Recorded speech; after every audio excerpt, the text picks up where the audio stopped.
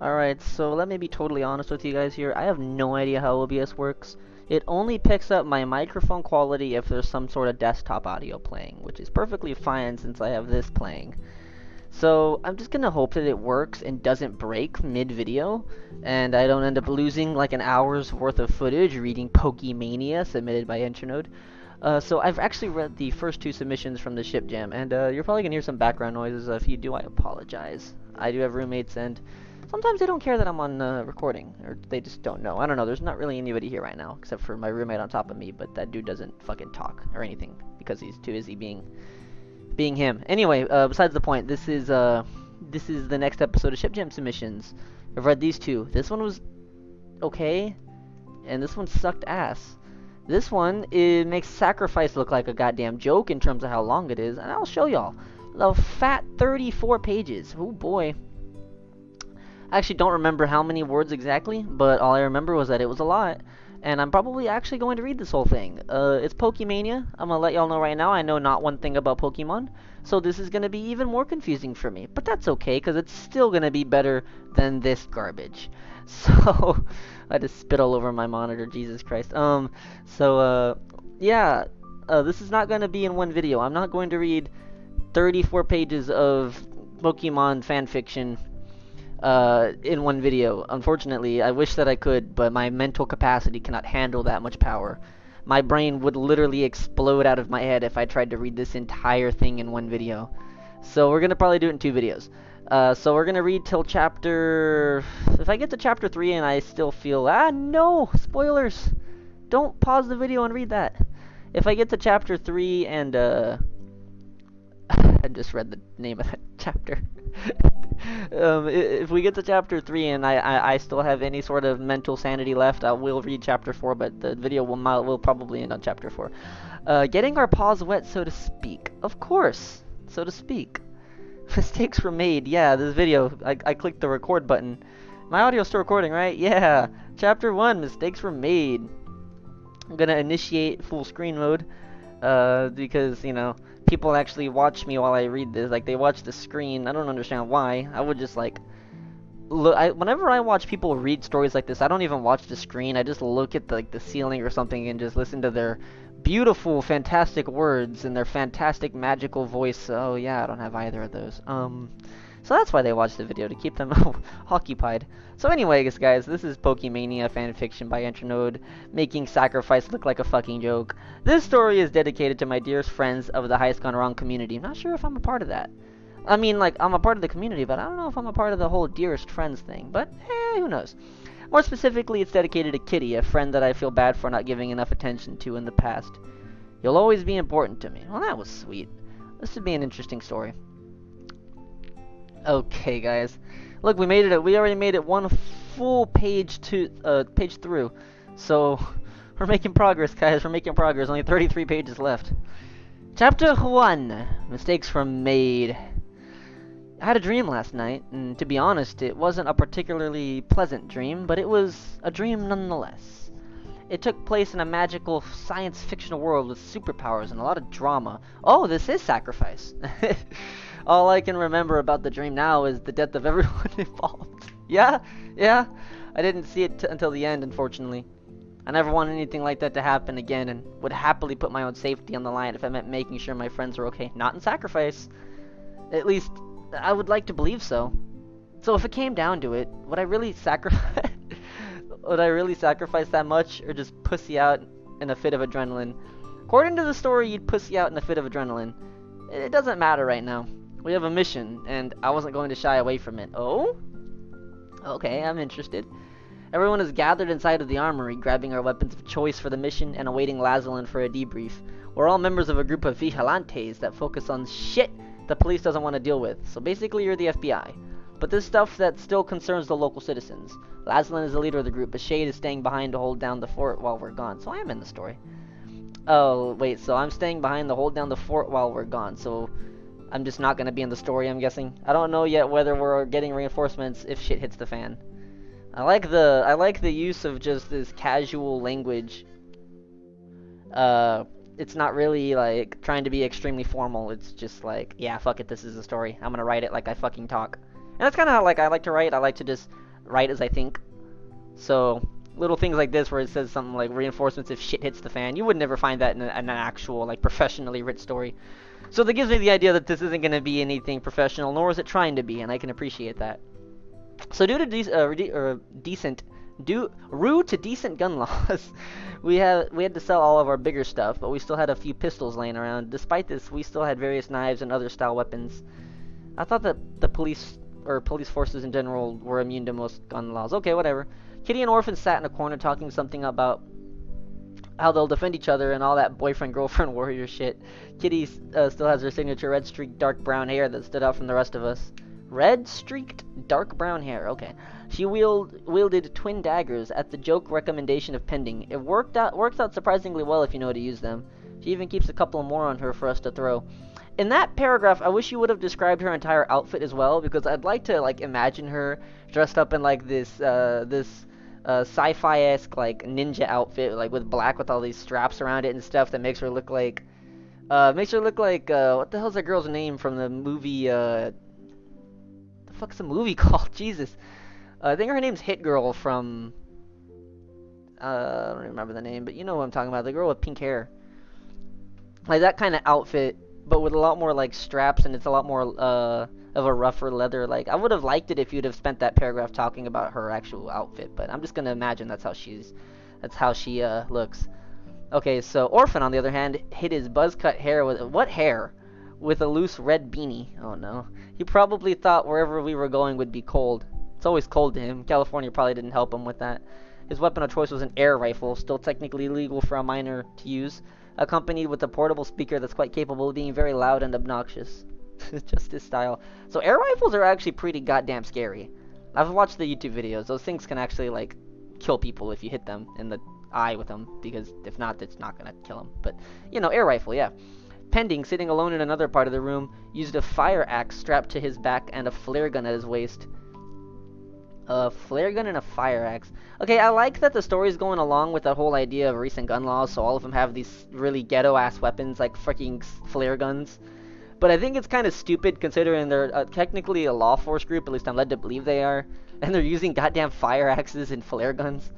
The flares, according to Lasman, would likely come in handy on this mission. He chose to gel his hair back recently, though I'm not exactly sure why. Again, not actually going into detail about what outfit he's wearing. I'd like a little bit of that. My weapon of choice was the butterfly knife. Swift, cool, and highly impractical. Just my style. Yeah, just my style, having something that's extremely stupid to use. I've been learning to flip it around for a couple of years now, and I've gotten quite good at it. Okay, so you're doing some grease shit. First you go with pending and greased back hair, and now you're talking about flipping butterfly knives around. I think you had just watched a particular movie before you started writing this. And I've gotten quite good at it. I also took a revolver that shot caps as a distraction and a bluffing tool for the stupid. My thick, straight hair remained unkept. Again, no description of your outfit. A little disappointed. A fox revolver? I'm just going to call it a fox revolver. Also, there's probably a shit ton of Pokemon references I've already missed, and don't be upset because I'm going to miss every single one of them because I don't know any of them. But okay, overall I'm interested. I want to see where this goes. Alright, so Lasman walked into the room shortly after we all finished. He stood confident, but had his weapon hidden. He was probably going to bring his Chris again. Oh my fucking god. You did it wrong. It's supposed to have 2 S's. Him and Shade had a hard-on for that thing for some reason. It has 2 S's. You did it wrong.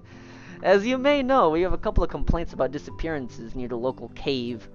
The one half a click south of the beach. Lasman began. Oh, mumbo, fancy jumble. I know big words like click.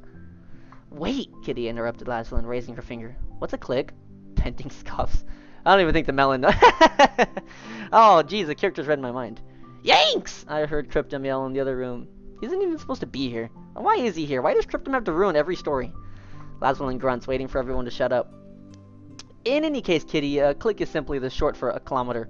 As I was saying, we should be ready for anything. Pending, do you have the flare gun? Pending pulls it out. Right here. Alright, I'm just gonna take note here.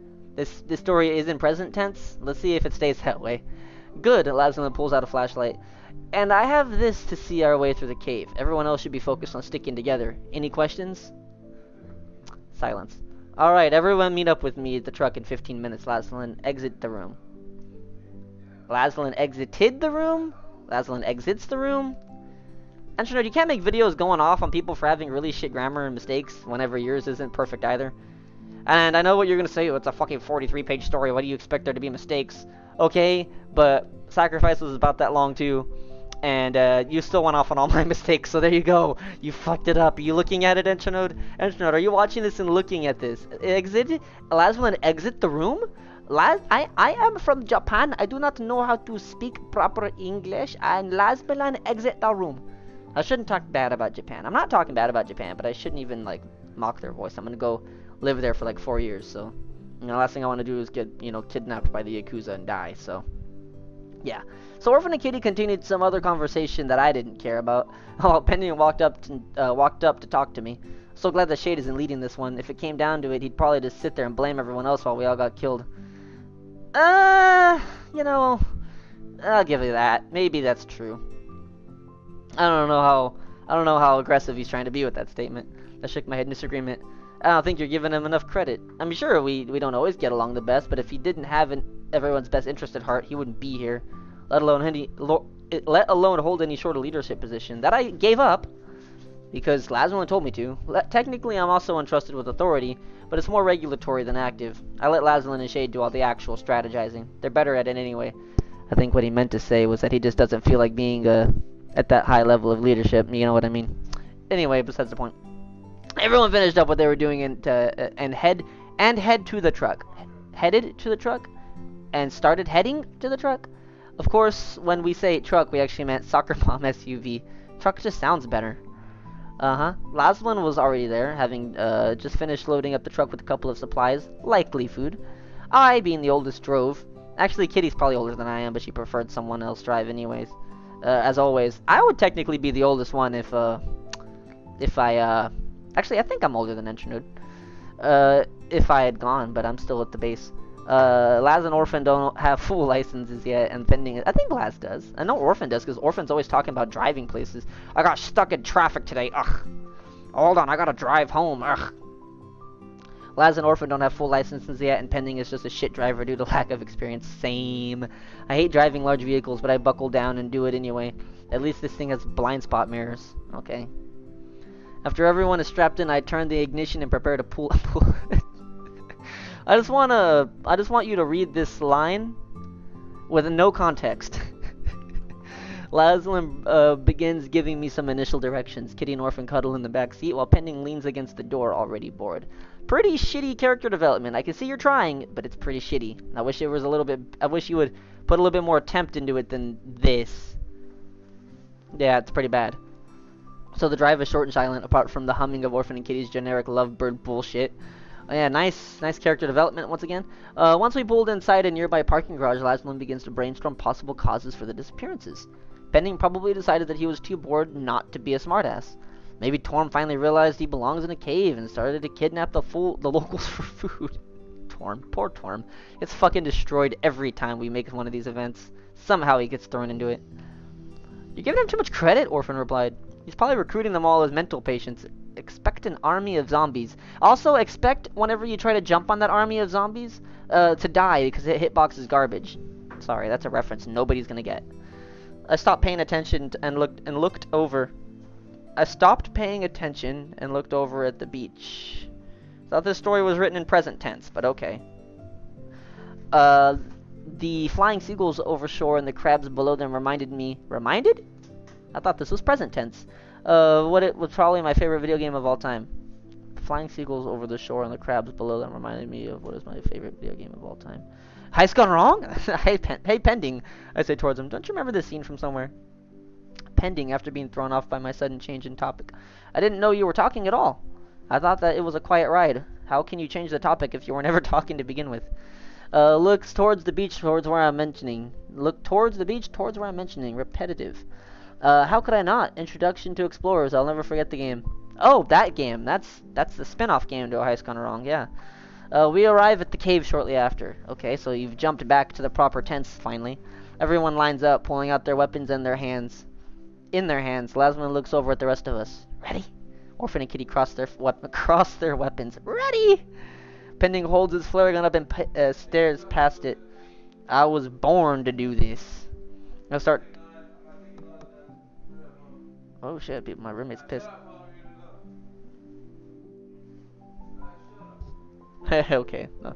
I just realized I'm not gonna edit this video, so that was an awkward silence. I was silent because I was gonna edit that part out, but then I was like, wait, I'm not even gonna put this in my editing software. So, oh yeah, I guess this is a good time to check and make sure OBS hasn't pooped all over me yet. Hey, it's still recording my audio. Good times, good times.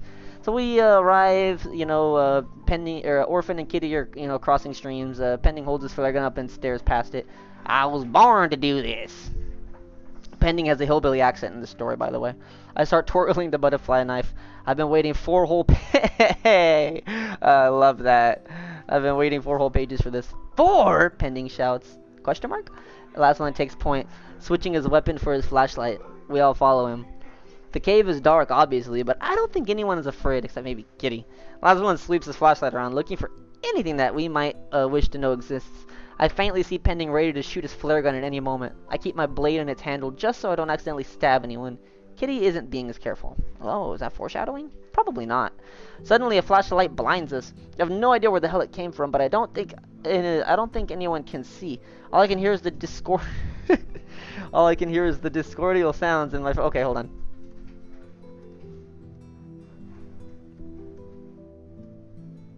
I need to keep talking.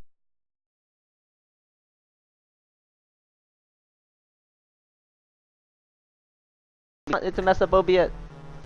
Suddenly, a flash of light blinds us. I have no idea where the hell it came from, but I don't think anyone can see. All I hear is the discordial sounds of my friends panicking. Suddenly, they sound more like being attacked. I try to find the nearest source of cover to recover, but I'm interrupted by a human-shaped figure pinning me down, then tying my hands by rope. Who the fuck are you? I shout behind me. Similar expletives are being shouted to my friends. I don't get an answer.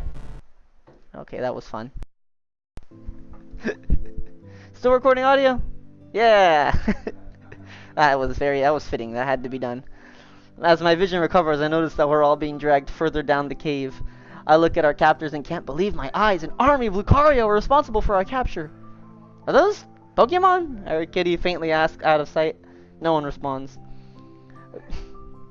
Yes, because you've been captured, and in all that ruckus of getting captured, the first thing you fucking ask is, are those Pokemon? That's realistic. No one responds. That's more realistic. We're eventually taken to this strange room full of exorbitant amounts of various pieces of advanced technology and general sciencey bullshit. In other words, Lazlo's wet dream. According to Sacrifice, it literally would be. All of us are lined up in the middle of the room and thrown onto the floor. Our capturers stand at the ready. Come to the ready, directly behind us. I don't think moving would be a good idea. Yeah, you don't think? I look over to my friends. They're amazed at what we see. Various forms of what the hell are silently thrown around. Lazarus, while the most entranced by the surrounding, remains dead silent. Eventually, someone else enters the room. He looks like Dr. Astronaut's aborted cousin. How do I do a Tormental voice? Well, new test subjects, excellent. He sounds like Dr. Astronaut's aborted cousin, too. He walked over to his desk and grabbed a few things. I couldn't see what they were. Impressive, too. Not very many of you last more than a couple of seconds. As he began putting things into our necks, he began a monologue. But they all fell eventually. Shame, if the general public knew what we were doing, I'm sure you would have come to us in troves. Unfortunately for them, we can't accept such a capacity yet. Soon enough, though, you'll understand. Your lives will change forever, for the better. You'll see. So, thing with Tormental with his rant videos is that normally there's a big-ass word Oh, can y'all do it quietly? Thank you. Hey, fuck y'all! Fuck you! Fuck you! I'm not editing this shit, you guys. You fucked me. People watching my video are like, really? I don't need ads. I don't need ads. I got that Navy pay. Okay, fuck. I'm trying to read this fucking story. I will go back to reading. Fuck. Where was I? Yeah, Tormental. Usually there's one big ass word in there that doesn't make any sense that he probably looked up on Google. Anyway, I have no idea what this crazy asshat is talking about. Sorry about that, guys. Orphan looks over to the rest of us. Do any of you know what this crazy asshat is talking about? The scientist turned his head to and stink-eyed Orphan. I had never seen a more punchable face. You'll see. And one more thing, he continued. You won't want to be awake for this. The Lucario behind me suddenly jabbed me with a needle from behind. The sharp pain was short-lived. I was out cold in mere seconds. Okay, chapter 1. Bunch of idiots walked into a cave with fucking airsoft guns and got captured by Pokemon. Sounds about right, French Nerd. Chapter 2. A series of inconvenient circumstances. I'm alone. I'm in a dark room with stone wall and a stone castle. The smell of moss coats the room. I turn over to my left. The smell of moss coats the room. I like how this story is trying to canonize itself with sacrifice. I think that's brilliant. I turn over to my left and see a small rat. The rat stares at me. I stare back at it for a while before shifting my vision elsewhere. A small group of 3 rats stare into me. I'm taken aback. Are you gonna fucking summon all of them and make them your bitches like you did in Sacrifice? Before noticing more in the corner of my eye, I begin to look around more rapidly. The more I look around, the more rats there are. They're fucking everywhere. The room is getting bigger to accommodate the exponentially growing size of rats. Hundreds. Thousands. Before I knew it, there's nothing but a sea of fucking rats as far as I can see. What is this? What is this paragraph? What in the world is going on? I freeze in place out of fear before the rats begin to move closer. They begin to crawl on me, and before I know it, over me. So many rats. So many rats, okay. This is sacrificing more than I think Entrode intended it to. It feels like it's been hours. I can't even feel myself anymore. I can't even see myself anymore. It's almost as if I'm an ethereal being floating around in a sea of nothing. Am I dead? No, it can't be. I can't stop thinking about what that scientist is doing while I'm not able to see. There's rats running over you. Is that really what you're thinking about? The anticipation's just killing me. What do these chips do? What did all those pieces of equipment do? Wait, how did you know they were chips? I don't think it ever said that he injected chips into your neck. Do you just know that they were chips? Whatever. What did all those pieces of equipment do? I started to think back to what I saw and notice more details. What did the circular machine do? What did the computer nearby do? What did the purpose of all this serve? More importantly, what could he do with all of it? But I'm still not awake. Having nothing but thoughts and fears, and my hearing? I can hear a faint wind. I can't feel it yet, but I can hear it. Chirping footsteps on concrete and other ambient noises bless my ears after a long era of silence. Eventually, I can feel my own breathing, then the concrete floor beneath me, then the warmth of my fur? What the hell? I quickly try to regain all my senses and try to move around. The room is dark. I can only make out the faint figures of Pokemon around me. Looking around, the room isn't too different than the one in my dream, but with various beds and food bowls lying around. I can faintly make out the Pokemon that surround me. An Eevee, a Chingling, a Torchic. Fucking words. I run over to a pool of water to see what I myself am, too. I too was an Eevee. To be honest, I'd be pissed if it was anything else. Oh no, don't let it evolve into a Sylveon, because if it evolves into a Sylveon, terrible things are gonna happen. This was all fucking crazy. I know that Dr. Shitnut went on about how our lives would change, but this? Am I still dreaming? Well, no, I feel awake. Awake, but in a surreal way. If I was a Pokemon, then surely these must be my friends, right? Torchic must be Pending, and Eevee must be Kitty. That must make Chingling Orphan? Wait, but where's Lassamon? I go over to wake up my friends. Gentle shaking doesn't work, so I turn to percussive maintenance to fix my problems. After giving my friends a slap, most of them eventually wake up. I sit and watch as my friends go through the exact same process I do. Having almost no experience with Pokemon, like the rest of us, Orphan is the most visibly confused. He also arguably got the short end of the stick. Wait, what are these weird animal things? I'm shocked to have understood his speech as if it was human English. Orphan, we're all Pokemon now. Oh, his expression looks dumbfounded. He obviously has no idea what's going on. I don't either. But I suppose we'll have plenty of time to explain everything to him. Lassamon suddenly opens the door. He's still human. Guys, no time to explain. We have to run. None of us question it and just run out the goddamn door. It doesn't take long for the guarding Pokemon to notice and begin giving chase. We begin running faster, but Orphan and Pending have a hard time keeping up due to their short legs.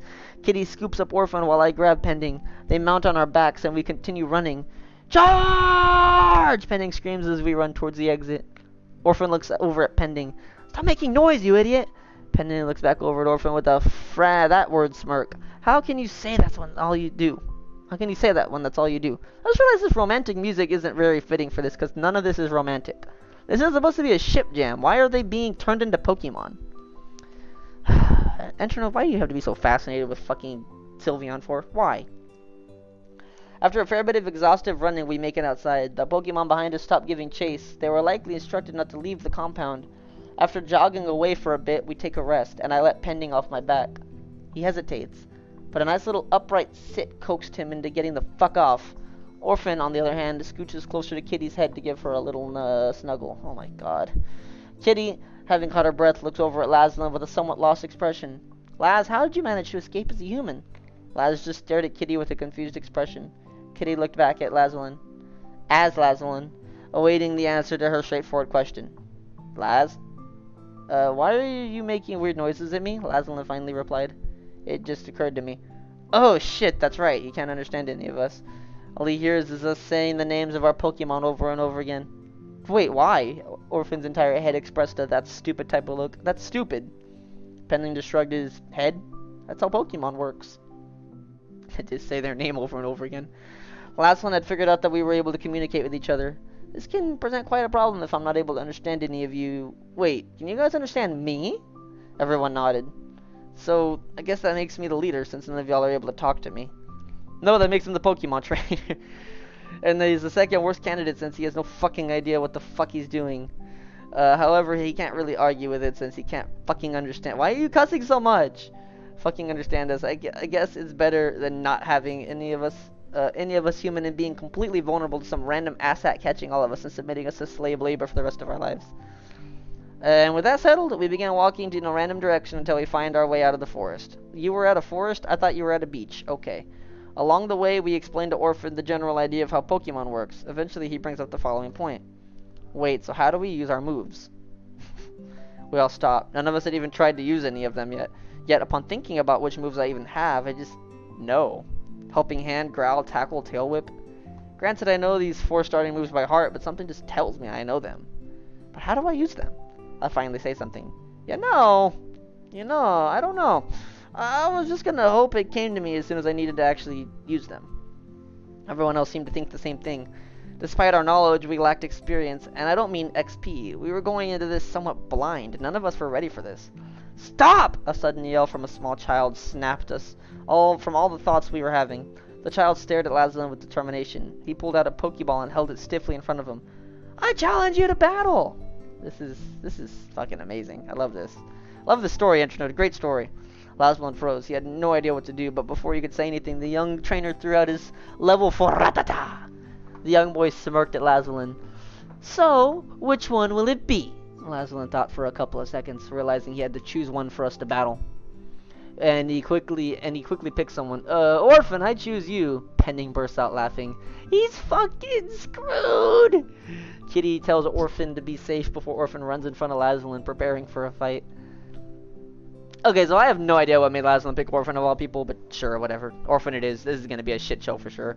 The young trainer commanded his Rattata to tackle the weak yellow testicle, and the two awaited Laszlo's command. Laszlo, had no command to give. He had no idea what moves Orphan had. What was he supposed to say?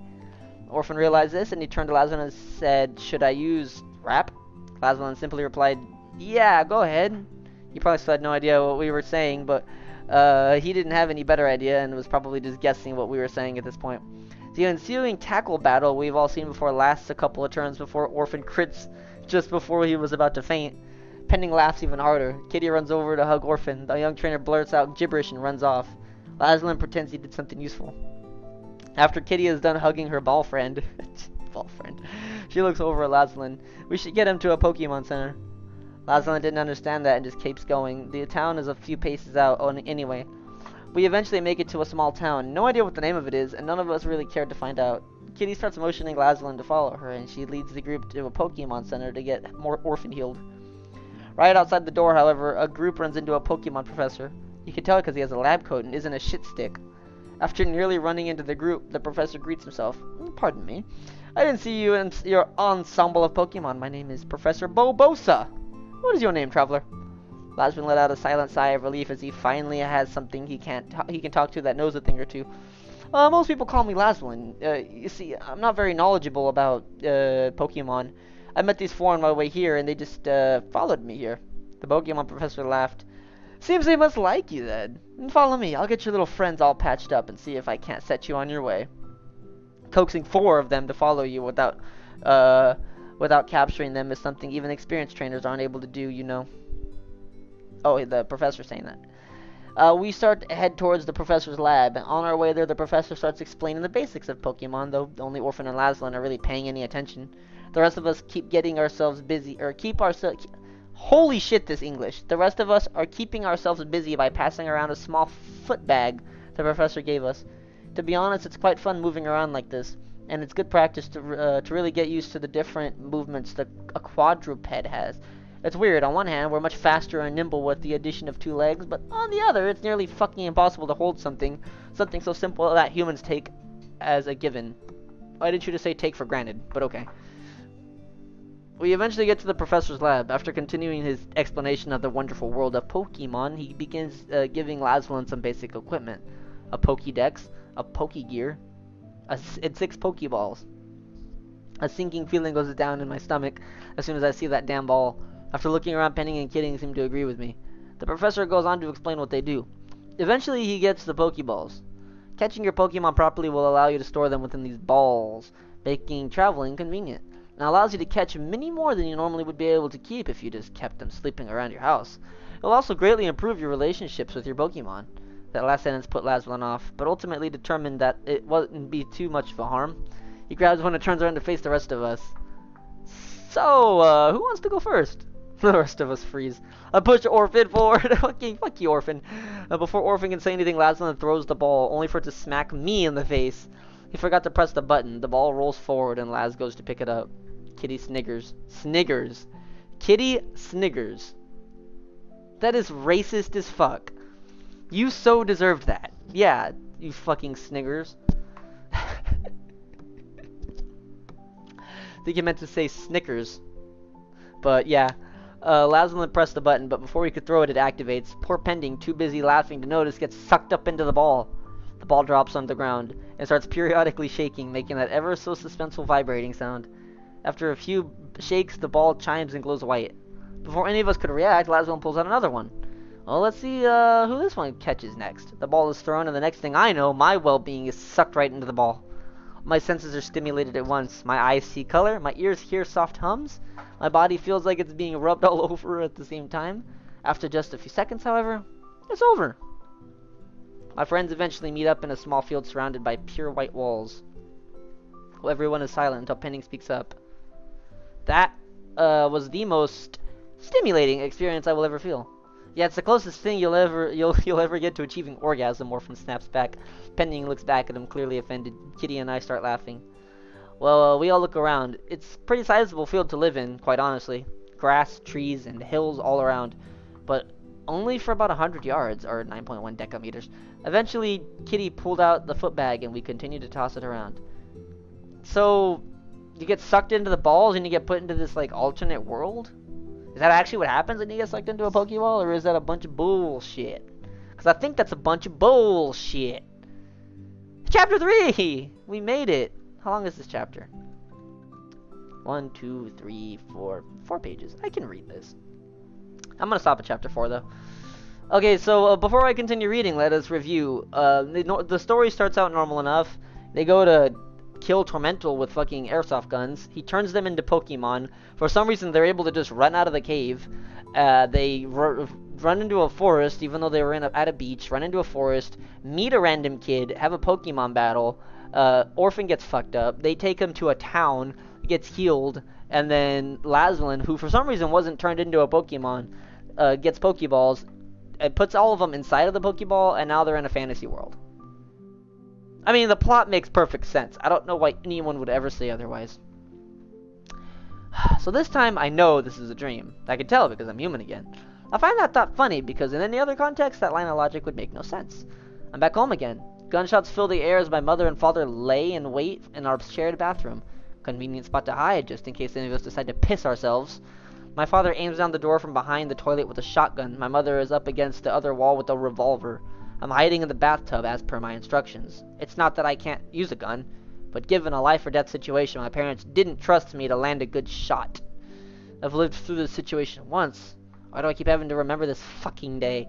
It's the day that haunted the entire town for years, and all my friends were involved at some point. It's the day that Hunters entrusted with investigation of Seldom Tragedies was formed. Hunters entrusted with investigation of Seldom Tragedies was formed, but I didn't join until later. It's the day that the townsfolk referred to as Blood Tuesday. Just Blood Tuesday, okay. Life in the town was never the same after that day. The thought was interrupted by an explosion. It sounded like it came from the front door. This was it. I was doomed to, once again, do the same damn thing every single time this nightmare comes up. It took mere seconds for them to find us, but when it first happened, it felt like hours. The door was blown open. Much of the door splashed off the wall right on top of me, and most of it fell right on top of me. I just lie there under the rubble, hoping they wouldn't check for me if my parents lost the ensuing fight. I don't remember the fight, honestly, so my mind just jumps to what it remembers next. I climb out of the rubble to see my badly wounded father and dead mother. Wow, okay, story, you went there. The last few breaths of my father were spent handing me his shotgun and telling me, the rest is up to you. That shit still affects me, man. There was a few more pistols in the back. Why couldn't I just take one and help them fight them off? I could have saved them, surely, right, man? The thought was cut off by Lazlin releasing everyone from their Pokeballs, causing me and everyone else to wake up. Wake up, y'all. Our training starts today. So, like, when they get sucked into the Pokeballs, they like, go into this weird world with white walls, and then they can sleep if they want? Is that how that goes? Okay, so anyway, it made sense. No, it really fucking didn't. Back to basics. The rules here just aren't the same as back home. No mutual communication, no individual decisions, and no weapon skill will work here. Lazlin calls all the shots, and we can't tell him otherwise. And he doesn't even know what he's doing. Some good old-fashioned field training was required. We were staying in a motel room for the time being because we didn't really have anywhere else to bunk. Laz made himself a sandwich of some sorts, while the rest of us had kibble. Tasted like a fast food burger. Honestly, not that bad, though not knowing what's in it makes me uneasy. After breakfast, Lazlin gives us a short speech about our current situation. Friends, I know it sucks being back to square one, but if we're going to fight back and get to the portal home, portal home? Blair last? They got injected in the neck. What are you talking about, a portal? What? This story is fucking with me. We're gonna get back to the portal home. We're simply gonna need more, need to be more powerful than this. Not only that, but I'm not entirely sure you're all comfortable with our new selves yet. New selves. Okay, so again, this romantic music isn't very fitting, but how the fuck was I supposed to know? And I'm still recording audio. I'd be very pissed if I wasn't recording audio anymore. Because I'm not reading this again. He wasn't wrong. Quadruped movement. Mike, I need to do like some tongue exercises before I start. This is insane. Holy shit. Quadruped movement is very strange, and it's something I still have to get used to. Also, Orphan is the only one that's even used to any of his moves. We all have a long way to go. After getting ourselves situated in Lazlan as a fully packed of enough supplies for the day, I gotta yawn. We head out for some field training. For a good part of the day, we simply rotated each other out, battling wild Pokemon, gaining EXP and levels, running back over to heal at the Poke Center every now and then. The usual bullshit. That is until we reach the next town over. The light rain was annoying to those of us that had fur. We're especially soaking fucking wet, although Orphan still insisted on riding a kitty's back despite this. Lazlin had a raincoat, though for some reason it was it was too much to fucking ask to I cannot read your fucking English, Entrenode. Lazlin had a raincoat, though for some reason it was too much to fucking ask to be put back in our balls, because we quite literally could not ask him. We eventually get inside the town's Pokemon Center for a heal and rest. After going through the tedious process of receiving said heals, because we weren't in our balls, and being taken back out, the nurse offers towels to dry us off. As we're relaxing, a Pokemon professor comes in. Hello, nurse. The professor's somber tone changes the nurse's normally cheerful mood into that of deep concern. The professor hands the nurse a Pokeball without saying anything. The nurse simply nodded in understanding and placed the ball into the machine. Once the professor received the ball back, he turned to us. Dark times fall upon us, traveler. I hope you're preparing yourself. Lazlin was a bit surprised at this comment. You aren't talking about what I think you are you? The professor just looked at Lazlin with disbelief. Lazlin continued. My Pokemon, they're actually... Say no more. Come with me. The professor seemed serious, and so we followed him. The rain had already stopped, but the ground was still wet. Kitty looked over at the rest of us, nearly throwing Orphan off her. Wait, so did we finally find someone that won't think Laz is crazy? I sure hope so, Henning replied, trying to jump over various puddles. Kitty dared not do so with Orphan on her back, opting instead. I wish I knew what these Pokemon look like so I could get these visuals right, but I'm guessing the people watching this will get the visuals right, so whatever. Dared not do so with Orphan on her back, opting instead to just deal with it and get her paws wet. so to speak. I do so myself as a gesture, okay? The walk wasn't long enough to continue the conversation. The professor let us all in. While me and Kitty dried our paws, the professor began to introduce himself. I go by Professor Bright. You know, I thought you gave off a vibe that you weren't from here, but if Dr. Dark has gotten further in his experiments than I had thought, we might have a very big problem. You mean Dr. Tormental? Dr. Beast? Dr. Slime Beast? Because that's who you were going to kill, right? All of us became concerned. I didn't know the situation was this serious, though it does make sense. Yeah, you're just saying fuck me, right? After a moment of silence, the professor continued, "You're lucky to have gotten out human. If you didn't notice, none of you would have stand a chance of ever getting back home." Laszlo agreed. "I don't particularly think that we're in a bad position. With one of us human, we're at least best human to Pokemon ratio we can get." The professor chuckled. "Don't be silly. If you were all humans, you could all just own your own." Holy shit! If you were all humans, you could all just have your own Pokemon. Laszlo stuttered. "Hadn't thought of that. No matter. After all, should you become unable to lead them yourself, your friends stand a much better chance on their own." The professor seemed to find an excuse to bring up a positive point. "In any case, come with me, where I have some planning to do." As we begin to follow him, Orphan finally decides to speak up. "So, are we gonna have to fight this dark fucker? That's racist." That's so racist," Pending replied, hoping that what he said was funny to at least one Pokemon in the room. It was not. Pending promptly hung his head down in shame. We eventually get into a room with a large rectangular metal table coated in an assortment of documents, maps, and other crazy shit. Oh god, that hurt. The professor began habitually pace throughout one of the ends of the table while we all take seats. Pending and Orphan can't even see over the table, and so opted to climb on top of it with the help of me and Kitty. You've appeared to have already taken the steps of becoming a powerful Pokemon trainer, which is the only way you'll be able to fight back home. Once you and your Pose have become... Pose? I don't know how to say that word. I'm just going to say it's Pose. Pose have become strong enough, we can enact a plan to send you back home. A plan that does not yet exist. No matter, just so long as you all become strong. Was a bit of ramble in that speech, but, you know, it's fine. The professor looked away from Laszlo and stared at us. "And do not evolve." "Wait, why not?" Laszlo interjected. The professor looked down for a second. "Mind, body, and soul. The three pillars of life." He stared back up at us. "The balance allows for life. Humans, however, can only hold so much life. Should you overload your Pokemon selves, you risk expelling your human selves." The room grows silent. "If we evolve, we ain't never be human again." "But if you don't evolve, then Entronode will never become Sylveon. And that can't happen." The thought shakes me. The thought shakes everyone. The silence is eventually broken by Laszlo. "We should probably start heading back. I don't think all of you will be at your best after hearing that." The professor agreed. "Just take my words as serious as they were meant to be. Meet me again tomorrow, so we may begin planning out our attack. We still have some time left." And like that, before I knew it, I was back in the fields with my box. Oh my god, this English.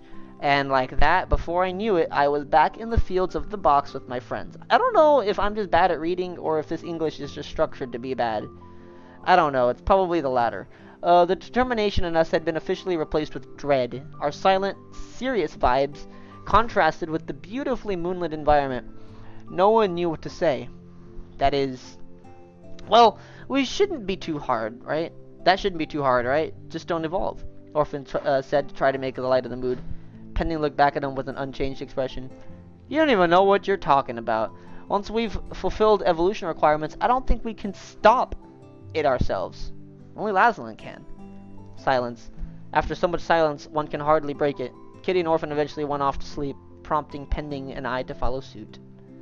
"Ah, yes, Pokemon stuff. You cannot evolve, because if you evolve, you lose some of your humanity, and you'll never get to go home. Because apparently Tormental shooting him in the neck with a chip opens a portal rift into a different dimension where they're all Pokemon except for Laszlo? For some reason? Explain?" I'm sure answers will come to why Laszlo wasn't transformed like the rest of them. But this story is extremely, I want to use a word that's not exactly positive, but I also don't want to say one that's overly negative, because I do enjoy reading this. This isn't boring by any means, but the plot, I think what Entronode might have done is he might have gone to Burger King, And he might have gone around back to the trash can and went digging around for some food. And he came across the plot for the story in there. And he pulled out the plot and he said, "No, that's too good." And he put it back in the trash. And then whenever he went back to his house, it was raining, just like in this chapter. It was raining, and he saw a newspaper. And he looked at the newspaper, and the newspaper was like soaking wet and falling apart. But he was able to read one little article off of page 6 that hadn't been destroyed by the water yet. And on that article, in that soggy-ass newspaper, he found the plot for the story. And he said, "This is perfect. I need this." Hence, he began writing. Plot's shit. It is. But it's enjoyable enough that I like reading it. And it wasn't much of a struggle for me to read to page 15. And I can enjoy that. So, not terrible, right? This music choice was not accurate. I didn't realize that this was gonna be not, romantic at all, like you would think a Ship Jam story would be. And I could have changed it, but I didn't feel like it because I didn't know what else to play. I could have just put on Discordial on loop and just had y'all listen to that while I read this. That would have been fun. Yeah. Wait, Heist. Heist is mentioned in Chapter 4. That's something to look forward to. Okay, guys. Anyway, this video has been going on long enough. I'm gonna pretend it hasn't been going on for 46 whole minutes. Jesus Christ. Oh, excuse me. Thank you all for watching. This has been Shavis99. Reading part 1 to, what's the story? Pokemania. Reading part 1 to Pokemania. Part 2 is gonna come out sometime, but I'm not gonna read it right now. Because I'm not like Enternote, and I don't read all the stories in one fucking sitting. Thank you all for watching. This is Shavis99. I'll see you in the next one. Bye-bye.